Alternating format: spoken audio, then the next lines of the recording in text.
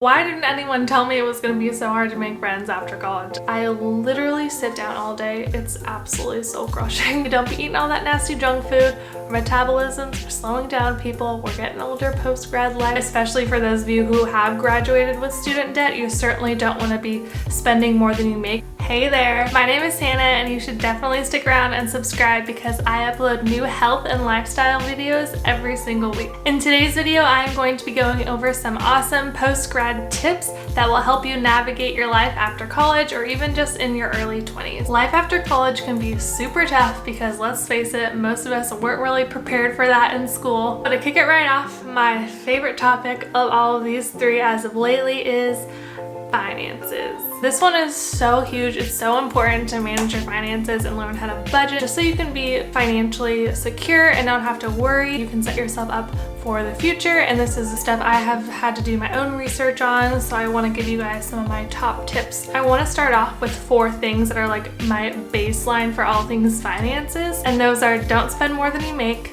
plan for the unplanned, establish your needs versus wants, and make a budget. So those 4 things are the basis of every decision I make financially. Don't spend more than you make. It's kind of obvious. You don't want to get into debt. Debt is not great. I personally don't really believe in the good versus bad debt thing, especially for those of you who have graduated with student debt. You certainly don't want to be spending more than you make and digging yourself a deeper hole. You want to kind of cut that off as soon as you can. Plan for the unplanned. What I mean by this is have an emergency fund. This is so important. I personally recommend like $3,000, but it can really just like vary depending on like your lifestyle, and I certainly think that is one of the first things that you should set aside your money for, is to get that emergency fund. Do it for your future self. I promise you will thank me later. After college, I've developed a more minimalistic approach to life and my consumption habits, so that is where the needs versus wants comes in for me. I really had to evaluate, like, I'm spending my own hard-earned money and I don't want to just be buying stuff to get rid of stuff to bring in more stuff. It's a cycle that is so easy to get into. I just try really hard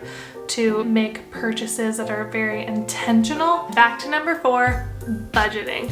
I love budgeting, and I know you're probably cringing at the word budgeting, but it is so important. The hardest part, I think, for most people about a budget isn't making the budget. It's of course sticking to the budget. You want to set yourself up for success. You do want to put some constraints for yourself out there in certain areas, but not all areas, because you're probably not gonna be able to stick to it and then it's just not gonna feel good. I've kind of played around with a couple different apps for budgeting. I've done the Mint app, which is really good because it syncs directly with your bank account. Another one of my favorites is the Every Dollar app, and this one is by the Dave Ramsey team. I like this one because it makes you input everything manually, which to me there's like an accountability with. Literally every time you make a purchase, you have to go on the app, put it in, and allocate it to the certain like line item in your budget. And to wrap up this finance chit chat, I just wanted to recommend some of the resources that I've used over the last couple years that have really helped me learn a lot more about finance and investing and saving for retirement and all that stuff, and just even the basics like paying off your debt. I don't have debt. I've never had debt, and I'm so grateful for it, but I know that that is a huge thing right now, and you certainly want to have like a good plan for tackling that. So first book is Total Money Makeover by Dave Ramsey. I'm a huge Dave Ramsey fan, and that book will be really helpful, especially for like the getting out of debt portion. And the second book I absolutely love is Money Diaries by Refinery 29. It is so good, especially for like young adults and young women. It just breaks spending down so easily and gives such like applicable tips. The next thing I want to talk about is friends. Why didn't anyone tell me it was going to be so hard to make friends after college? I mean, am I right? I want to talk about making new friends and maintaining your current friends, because that has proven difficult. So for me, right after college, I moved from like LA to San Diego, and it was so hard and so shocking. Like, how do I make friends? What do I do? I was so lonely, and you have to put out so much effort to make friends, you guys. I'm not even kidding. Like, if you want friends, you have to be proactive about it, and I still don't even have a big friend group, and I've been here for 2 years.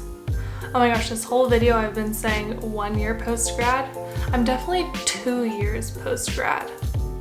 Yeah. Okay, 2 years, I only have like 3 friends down here still. So one of the best ways I have found to make a new friends or just like have some social interaction that's not at your place of work is do things that you enjoy and talk to the people there. So for example, if you like yoga, like I like yoga, go to a yoga class because the people at the yoga class like yoga and you have something in common and something to talk about. You just have to put yourself out there to give yourself the opportunity to make a friend, because people aren't just gonna come up to you. Like, it just doesn't happen. And so you really have to put yourself in a position to make friends, like a church group. So like any type of small group get together or like a meetup. There's a meetup app or meetup website that you can download. So it's all about common interests. Still trying to take my own advice. Just put yourself out there, because the worst that can happen is people just like say no or don't talk to you, and that's not even that bad. For maintaining your current friends, one thing I have learned post-college is that you have to put in a lot more effort to maintain your current friendships. Like in college, the people were just like there, or you lived with them, or you saw them every day, or saw them in certain classes. Like same thing in high school, like you just saw your friends every single day and you didn't have to like schedule time. After college, everyone just like disperses. People are busy, they have other things going on. Like you have to put in a huge effort. Reach out to one friend a day, like just like, hey, I'm thinking of you, how are you? Like maintain that relationship. It's so easy over text. And then schedule time on the calendar to Skype with them or FaceTime with them. And I love that time and I look forward to it. But I know if we're just like, oh, whenever you're free, if I just call them, like they're busy, and same for me if they just call me. So you have to really like just keep communicating with those people, because it's so easy to just let that friendship fall off. And then like a couple years from now, you're gonna really regret it because you might have lost a really good friend just because you didn't put in the effort. Next, which just might seem like a dumb one, but it's just to be a good human. When you're younger or in school, you can just kind of get away with just going with the flow and doing whatever you want and just not living as much of an intentional lifestyle. And I think that that's something I've really had time to like reflect on and see, like when you put good energy out into the universe or to God or your higher power or whatever, like it really does come back to you for the most part. And you just need to like be a good person, because it's so easy to be nice to people and it goes so far. It's just like so little effort and it can mean so much to someone else, and who knows how they're going to be involved in your life in the future. Don't be late for things. Be on time, be an adult, be professional. You can't get away with it as much as you probably could when you were younger, but it's really important to be on time, or I like to be early for most things. It'll go a long way and it'll make you look good, more mature, like you have your life together. Trust me, do it. To be a good human, you should keep your commitments. I know things come up sometimes, but it's really easy to make excuses not to show up for people or for events and things like that. And I just want to say, keep your commitments, stick to your word, and it shows people that you're mature, as with being on time does. So if you do those things together, it'll really go a long way in helping you like grow up a little, and you just like learn how to go through life by experiencing it. And I really think that if you keep your commitments, you build like a track record with people. What goes around comes around, right? And lastly is learn to say no. This goes before keeping your commitments. So I say no to things before I've made the commitment, not after.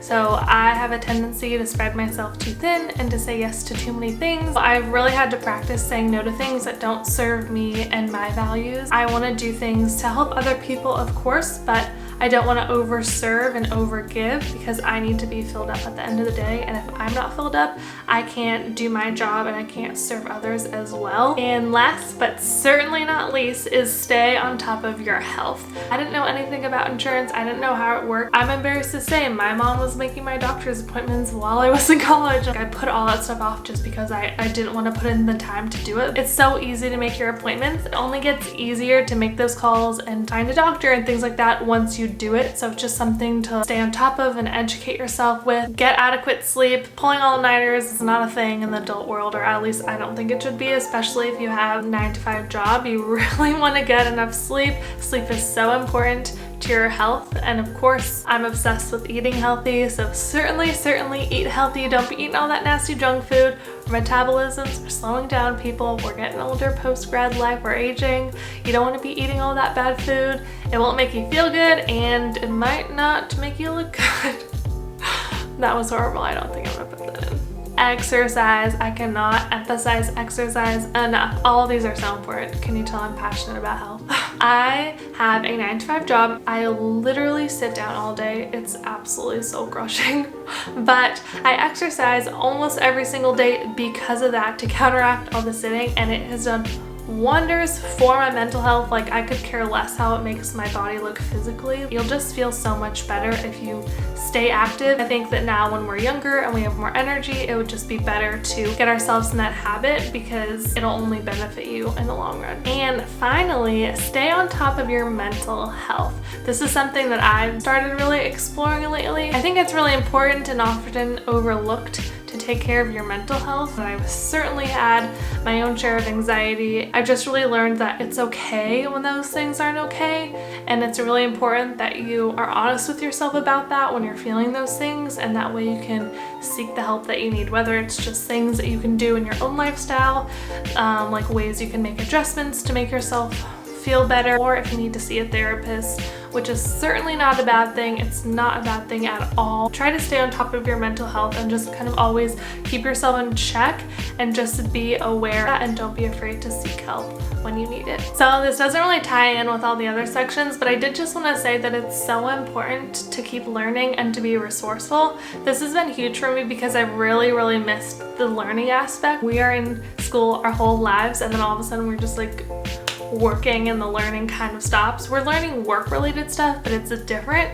So I found it really fun and helpful to dive into books. I've never been much of a reader, but I've really started reading in the last 2 years. Lately, I've been obsessed with finances. I've been reading all these finance books and watching videos and even documentaries, things like that. Just stay learning, because I feel like that's a muscle, and you want to just keep taking in more information and keep up with the trends as far as like technology and things like that, to keep yourself educated and competitive and even employable on the long run.